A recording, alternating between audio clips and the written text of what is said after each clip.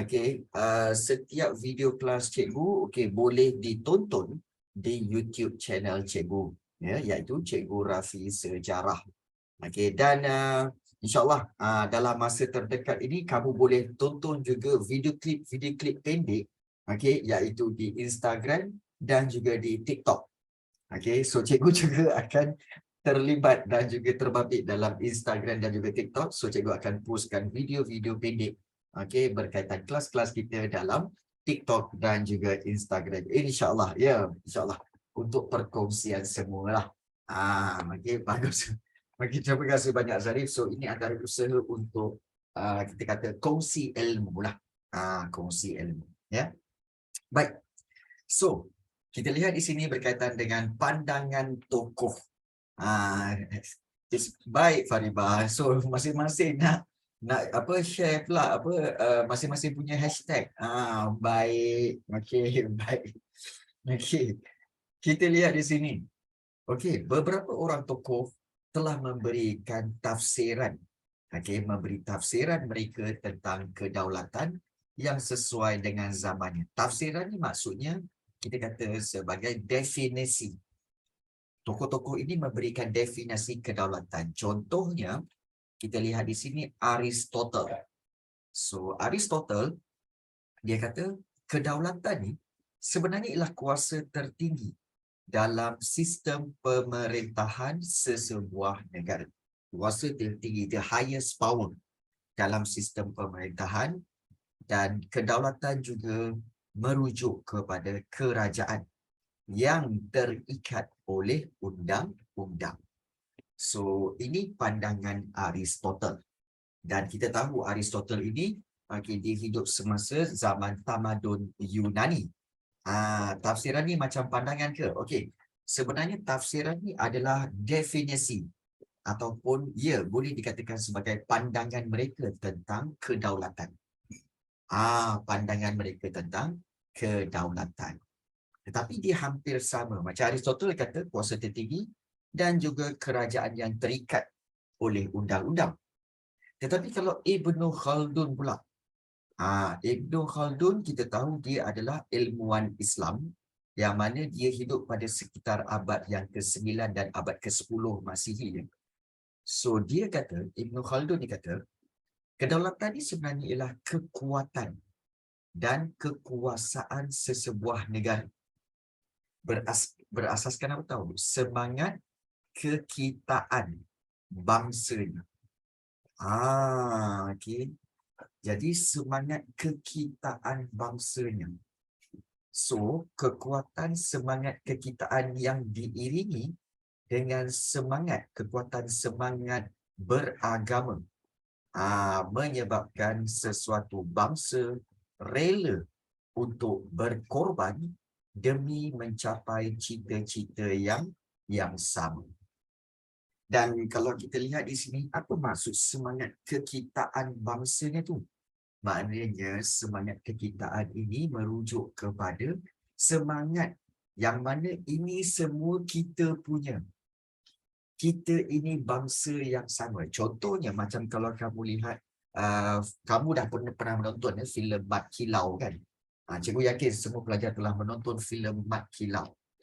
Dan kalau kita lihat, Mat Kilau itu bersama orang-orangnya, berjuang, untuk menentang penjajah British.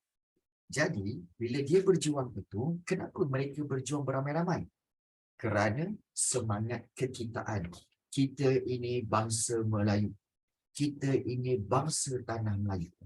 Kita ini sama-sama bangsa tanah Melayu. Maka, kita semua perlu menentang penjajah. Itu dipanggil semangat kekitaan. Dan kalau siapa yang pernah pergi luar negara, siapa pernah pergi luar negara? Mungkin pergi London ke, mungkin pergi Jerman ke, ataupun pergi New Zealand, Australia, ataupun pergi mana-mana lah. Pernah pergi Jepun pergi Bali. Kalau kamu pergi Jepun semua kan, excited tak? Kalau kamu pergi Jepun kan, memang semua orang Jepun. Mata je dia sepet-sepet gini. Kamu Jepun, hai. Tapi Seronok tak bila tiba-tiba kamu jumpa kan? Where you come from? I'm from Malaysia. Ada orang Malaysia lah. Kamu akan excited. Jumpa orang Malaysia. Orang Malaysia daripada mana? Taiping. Oh, saya daripada Subang Jaya. Oh, kita akan jadi apa tahu? Semangat kekitaan. Kami sama-sama. Kami sama-sama from Malaysia. Itu semangat kekitaan. Kan? Excited jumpa orang-orang yang sama negara. Itu bermaksud apa? Semangat kekitaan bangsa Malaysia. Seronok. Bila di luar negara jumpa, oh inilah dia semangat kekitaan. Kita sama-sama Malaysia. Tak apa. Kalau macam tu, kalau you ada masalah, bagi tahu saya. Saya ada masalah nanti saya refer pada you. Okey. Tak apa. Di Jepun ini, tak apa. Kita sama-sama. Sebab kita sama-sama daripada Malaysia. Itulah semangat kekitaan. Ya. Ya, betul. Okay, jadi itulah dia semangat kekitaan.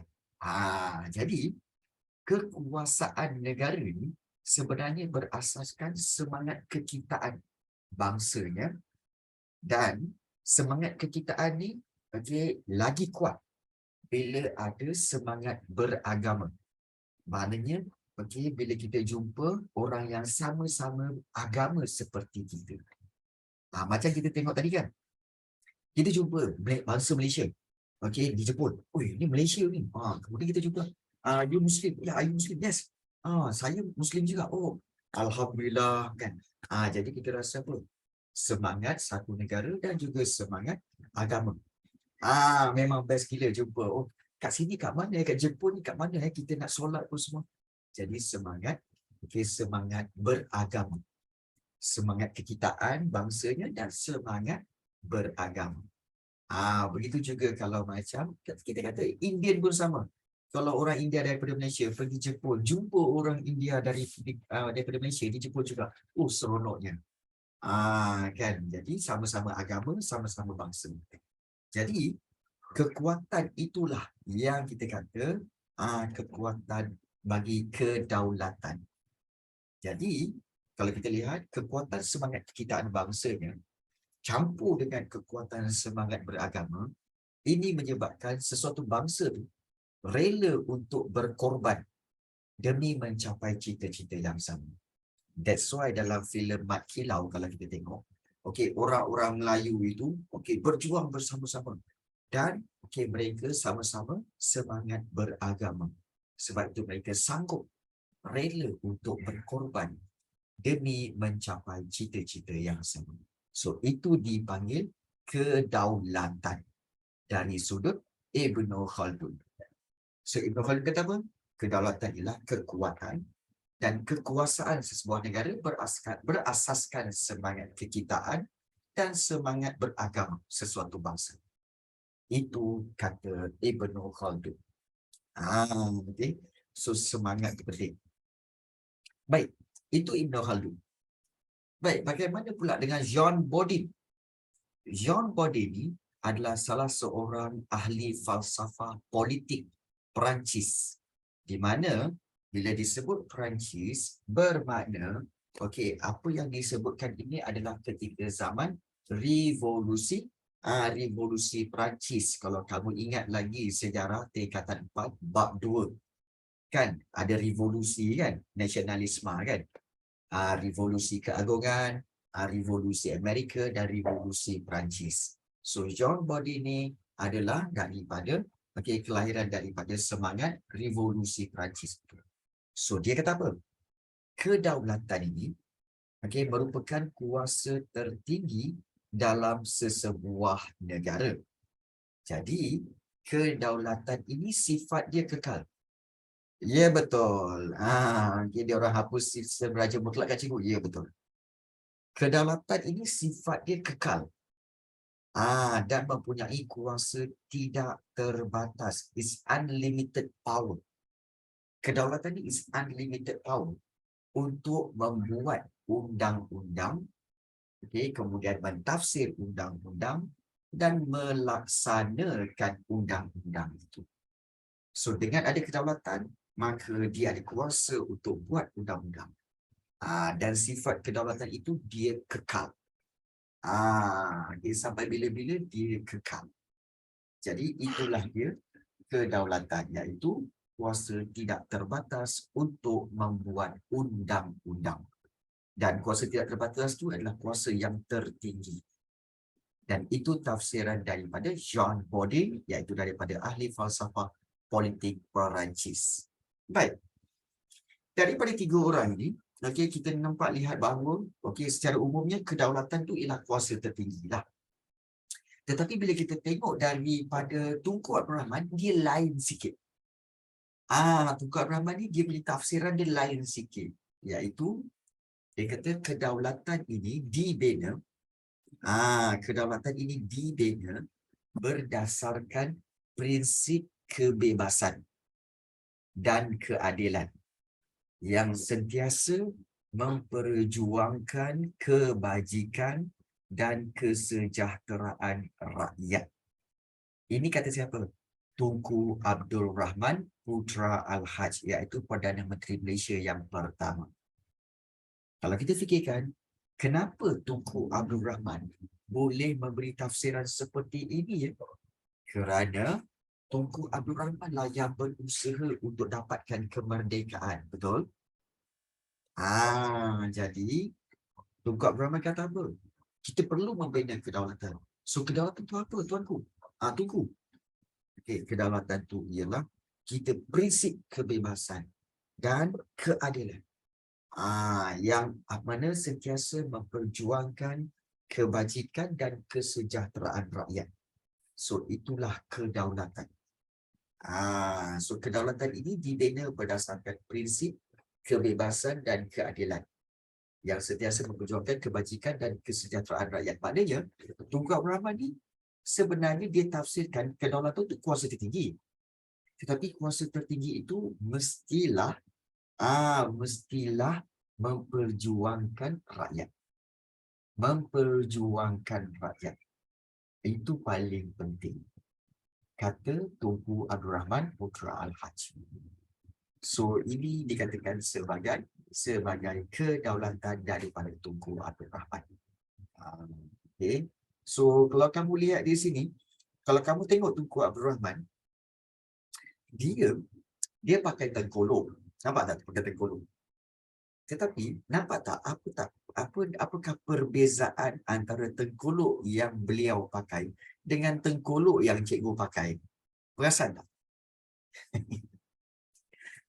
Perasan tak apa perbezaannya? Apa perbezaannya? Style dia. Perbezaan dia adalah dia punya yang naik tu sebelah kanan. Cikgu punya sebelah kiri yang naik ke atas. Kenapa dia begitu? Kerana tengkolok yang cikgu pakai ini di sebelah kiri menandakan cikgu ni rakyat. Kalau Tunku Abdul Rahman, dia pakai sebelah kanan kerana dia adalah keturunan raja. Boleh macam tu? Boleh. Keturunan raja memang dia akan pakai sebelah kanan. Memang sebelah kanan. Sebelah kanan. Sebab apa tahu? Sebab Tunku Abdul Rahman ni sebenarnya adalah anak kepada Sultan Kedah, iaitu Sultan Abdul Halim Shah. Sultan Abdul Halim, Sultan Kedah dulu. Ini anak dia. Dia ni Tunku Abdul Rahman adalah anak kepada Sultan Kedah. Jadi dia ni memang ada royal blood. So bila royal blood, dia pakai tanjak pun di sebelah kanan, menunjukkan dia keturunan raja. Cikgu tak boleh. Cikgu kena pakai sebelah kiri. Kalau cikgu pakai sebelah kanan, dia melanggar adat. Tak betul. Dia melanggar adat. So inilah yang kita nampak, iyalah ada berbeza. Baik. So, inilah dia kedaulatan yang dibina berdasarkan prinsip kebebasan dan keadilan yang memperjuangkan kebajikan dan kesejahteraan rakyat oleh Tunku Abdul Rahman. Dan yang terakhir, iaitu Tun Muhammad Saleh Abbas. Tun Dr. Muhammad Saleh Abbas ni ialah mantan Ketua Hakim Negara. Nak tanya korang, apa maksud mantan? Apa maksud mantan? Bekas. Bekas, ya, ataupun former, ataupun dalam bahasa budak-budak sekali dipanggil apa? Dipanggil ex. dipanggil ex. Okey. Jadi ouch. Jadi so dia bukan X tolak Y tu ya. Bukan X tolak Y tu, bukan yang ini. Bukan. So dia sebenarnya adalah X ataupun EX lah. EX ataupun former, ya betul, ataupun bekas. Kan? Jadi kadang-kadang kan soalan matematik ni kelakar kan? Kita tengah buat matematik, nak jawab matematik, tiba-tiba suruh cari X. Menyampah betul nak suruh cari X kan? Nak buat apa cari X? Yang sudah-sudah lah kan? Baik. Nak suruh cari X buat apa kan? Yang sudah tu sudahlah kan? Kan? So orang kata apa? Move on. Kan? Kan? Yang pelik betul cikgu. Okey, so ada yang menambah. X pun dah bagi cikgu. Okey, baik. Ouch. One, ouch. Okey, baik. Gurau. Okey, baik. Okey, kita lihat di sini. Maknanya mantan tu sebenarnya ialah former ataupun bekas ketua hakim negara. Dan beliau ini sebenarnya berkhidmat hingga to 1980s lah. 1980-an beliau berkhidmat sebagai ketua hakim negara. Dan beliau kata bahawa kedaulatan ini sebenarnya adalah asas negara yang merdeka dan negara yang memiliki kebebasan pada peringkat antarabangsa. Pada peringkat international, okey, kita telah merdeka. Maknanya macam mana kita nak dapat kebebasan daripada peringkat antarabangsa? Iaitu apabila negara-negara dunia, negara-negara jiran, semua memang apa? Semua memang iktiraf. Okay, mengiktiraf bahawa you memang telah merdeka. Okay. Indonesia kata, okay Malaysia, you telah merdeka. Singapura kata, Malaysia, you ada kedaulatan, you telah merdeka. So, dia ada iktiraf daripada peringkat international. Itu dipanggil kedaulatan, iaitu memiliki kebebasan pada peringkat antarabangsa, kemudian bersama dengan hak dan kuasa.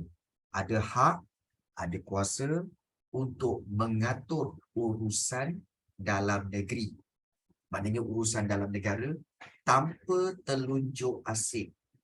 Telunjuk asing maknanya apa? Tanpa arahan daripada negara-negara lain. So kesimpulannya, bagi tu Dr. Muhammad Saleh Abbas ni, kedaulatan tu ialah kemerdekaan lah. Maknanya bila dah merdeka, kita tak perlu lagi ikut penjajah. Tak perlu lagi ikut kata British. Jadi tak perlu ikut lagi kata-kata Jepun. Sebab kita telah merdeka. Jadi di peringkat antarabangsa, kita telah menerima kebebasan dan juga kedaulatan. Jadi itulah dia kedaulatan.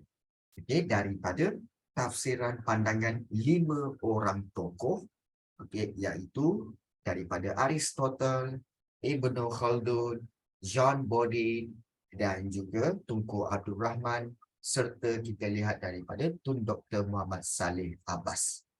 Daripada banyak-banyak ni, 3 orang yang pertama tu dia hampir sama, iaitu dia tentang kuasa tertinggi. Cuma Ibn Khaldun kata dia ada semangat kekitaan dan semangat beragam. Kemudian daripada Tunku Abdul Rahman dia lain sikit, iaitu prinsip kebebasan untuk rakyat. Dan kalau Tun Dr. Muhammad Saleh Abbas, iaitu kebebasan pada peringkat antarabangsa. Okey. Baik, so ada yang kata baik, cikgu, okey, ada yang menulis, cikgu, kalau kita lihat pandangan Tunku ni tentang kedaulatan terlalu berbeza dengan pandangan tokoh yang lain. Yang lain lebih menekankan kedaulatan iaitu kekuasaan. Tapi Tunku ni lebih menekankan kebebasan dan keadilan. Tiada yang berkaitan kekuasaan. Ya. Maknanya dia kata mementingkan kesejahteraan rakyat. Yang lain-lain tu kalau kamu tengok okey, semua cerita pasal kuasa tertinggi kan. Tapi yang Tunku Abdul Rahman dia kata sebenarnya Tunku Abdul Rahman pun kata kuasa tertinggi juga.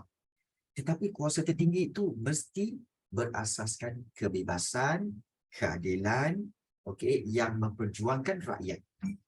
Itu perbezaan Tunku Abdul Rahman. Dia ada rakyat. Dia ada rakyat. Kalau yang lain-lain ni tak ada pun perkataan rakyat. Setuju? Tak ada. Memang tak ada. Memang tidak ada. So hanya Tunku Abdul Rahman yang menekankan perkataan kebajikan dan kesejahteraan rakyat. So itu penting. Leadership code. Gila kuasakah? Tidak. Okay. Namun begitu, di peringkat antarabangsa, baru-baru ini kita dikejutkan dengan sebenarnya dengan gempa bumi yang berlaku di Turki, sehingga menyebabkan berlakunya keruntuhan dan terbunuhnya hampir 2,000 hingga 3,000 mangsa akibat gempa bumi itu. Jadi kita harap supaya semua negara bersedia. Baik, sebelum kita meneruskan. Baik. So kedaulatan penting demi kenapa penting? Kedaulatan ni penting demi kesejahteraan rakyat dan kemakmuran negara. Dan kedaulatan ini perlu diterima dan diiktiraf oleh negara-negara lain. So itu kedaulatan. Jadi kalau kita lihat di sini, ini kedaulatan. Ada banyak kedaulatan, cikgu. Ada 4 jenis kedaulatan. 4 jenis kedaulatan. So jenis kedaulatan ini berbeza mengikut bentuk pemerintahan yang diamalkan oleh sesebuah negara. Setiap negara mempunyai hak untuk menentukan bentuk dan jenis kedaulatan yang diamalkannya. Setiap negara ada hak sendiri. Sebab itu kalau kita lihat macam negara lain seperti Korea Utara, kenapa dia boleh amalkan komunisme? Kenapa dia boleh amalkan sistem pemerintahan komunis? Itu hak mereka. Itu kedaulatan mereka. Ada negara yang mengamalkan republik. Tidak ada sultan, guna presiden seperti Indonesia dan juga Singapura. Kenapa dia orang buat macam tu? Itu hak mereka. Kedaulatan mereka.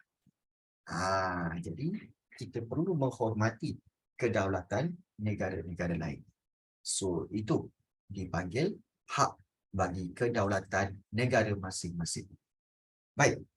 Jenis kedaulatan yang pertama iaitu kedaulatan tradisional. Kedaulatan tradisional.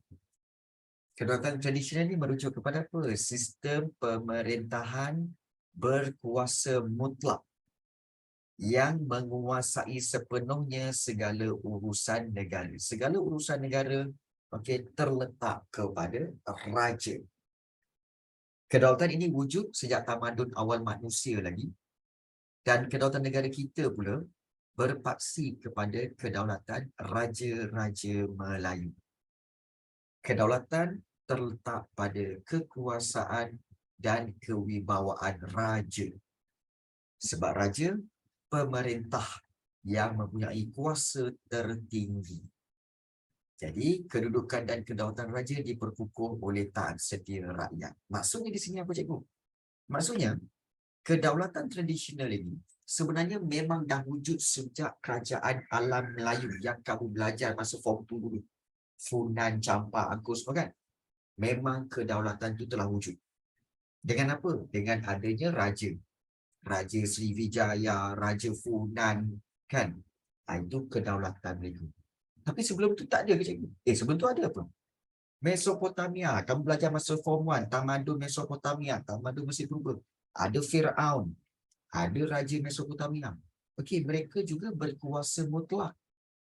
Itu berkuasa mutlak. Maknanya, sebelum kedatangan Barat semua ni, kita punya orang kata apa, kedaulatan semuanya tertumpu kepada raja yang berkuasa mutlak. Apa itu raja berkuasa mutlak, cikgu? Kejap lagi kita akan lihat apa itu raja berkuasa mutlak. Sementara itu kita berhenti sekejap untuk menghormati azan isyak. Sekejap kan? 2 minit, 2 minit. Tradisional. Di mana kita lihat, okey, macam cikgu cakap tadi, bahawa sebenar-benarnya, okey, iaitu daripada zaman tamadun awal manusia, kalau kamu lihat seperti Mesopotamia, kemudian Mesir Purba, Huang He, kemudian Indus pergi kepada kerajaan alam Melayu, okey, Funan Champa dan juga sampailah ke kerajaan Kesultanan Melayu Melaka, kemudian juga Johor Riau. Semua itu adalah sistem pemerintahan raja berkuasa mutlak. Apa itu raja berkuasa mutlak? Iaitu segala pentadbiran, pemerintahan, undang-undang, kemudian ekonomi, pertahanan, semua kena refer kepada sultan. Semua kena refer kepada raja. Itu maksud raja berkuasa mutlak. Kenapa kena refer pada raja, cikgu? Sebab raja ialah memiliki kedaulatan tertinggi, memiliki kuasa tertinggi. Dan ini dipanggil, okey, kedaulatan ataupun jenis kedaulatan tradisional. Senang nak faham, kan? Boleh faham, eh? Ya, boleh faham. Itu maksudnya kedaulatan tradisional. Semuanya terletak kepada raja. Sebab raja ada kuasa. Ada undang-undang ke? Ya, ada undang-undang. Ada yang bertanya, okey, ada undang-undang. Ada undang-undang. Tetapi semasa zaman raja berkuasa mutlak tu, dia ada undang-undang. Dan undang-undang itu dibuat untuk rakyat. Untuk pembesaran rakyat. Contoh kalau kamu ingat lagi, iaitu semasa tamadun Mesopotamia, ada, okey, undang-undang, kod undang-undang Hammurabi. Dibuat oleh Raja Hammurabi. Dan Raja Hammurabi buat undang-undang itu, dan undang-undang itu diguna pakai di seluruh kawasan empayar tamadun Mesopotamia. Kod undang-undang Hammurabi bertahan selama hampir 200 tahun.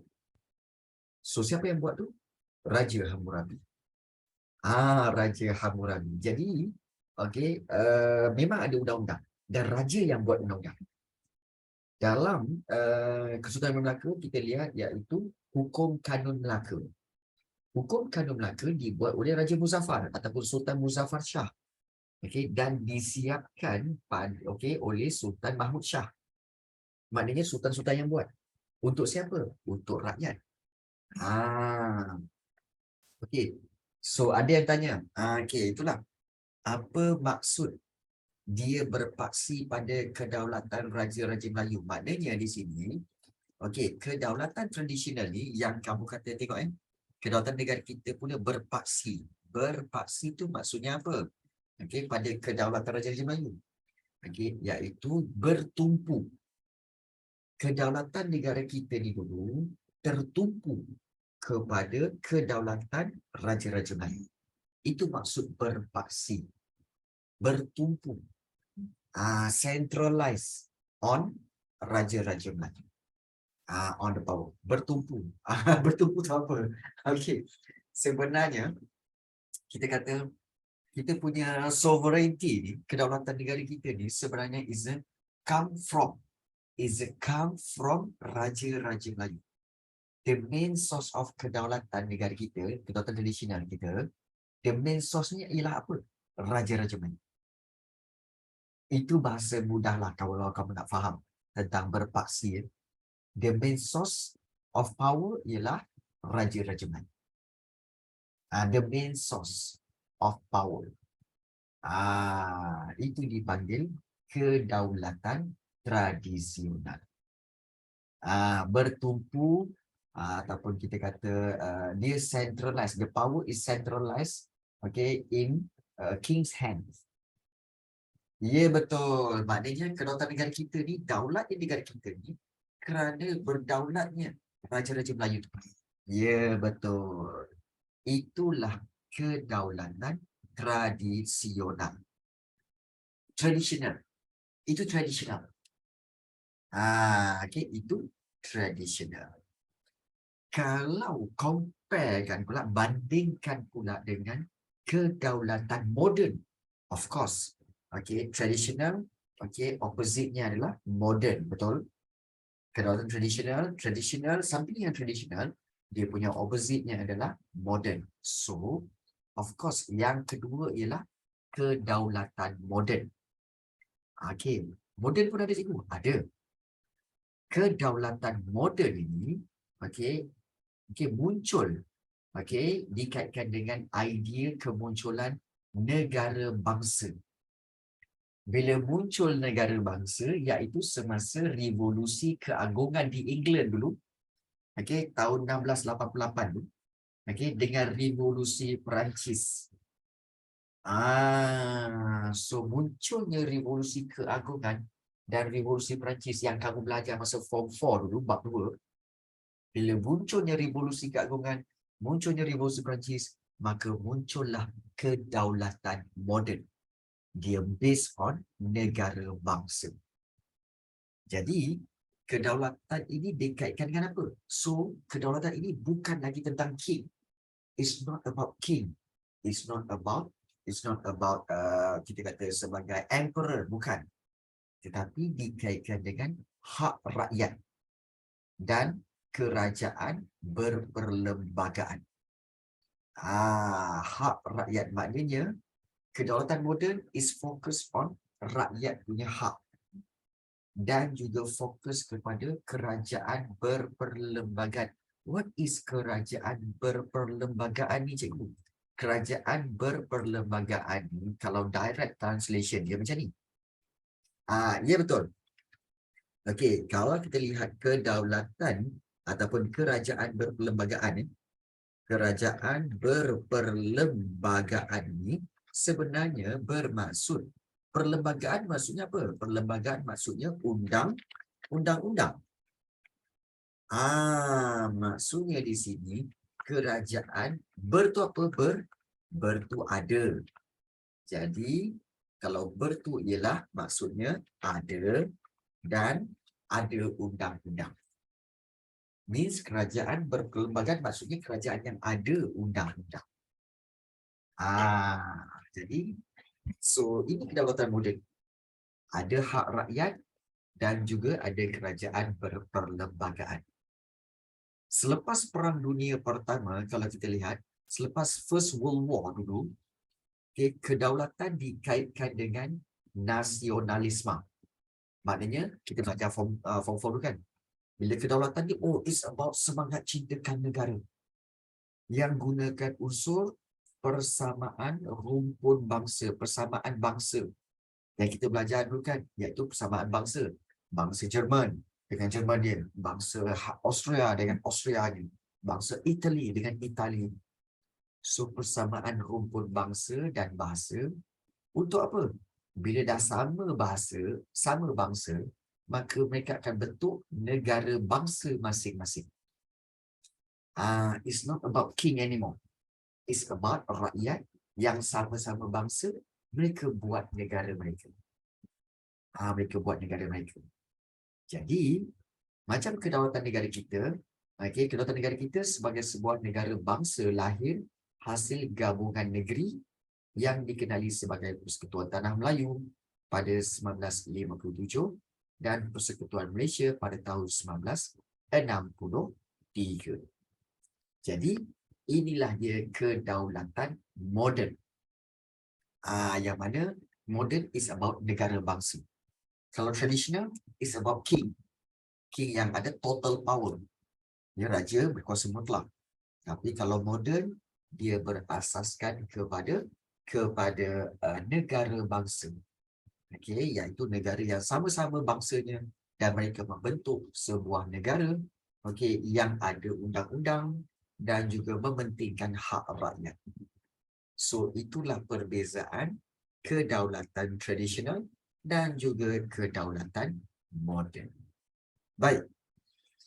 Cikgu buka kepada sebarang soalan untuk bertanya. Tentang kedaulatan ke, tentang tentang tokoh-tokoh yang memberi tafsiran tentang kedaulatan ke. Okey, boleh bertanya kalau ada persoalan. Ada nak tanya apa-apa tentang ini? Boleh faham tak ni? Kedaulatan tradisional dan kedaulatan moden ni. Boleh okey. Boleh Okey, baik. Okey, ada soalan nak tanya? Mungkin Rafiq nak tanya, mungkin juga Riana nak tanya. Okey. Tak ada?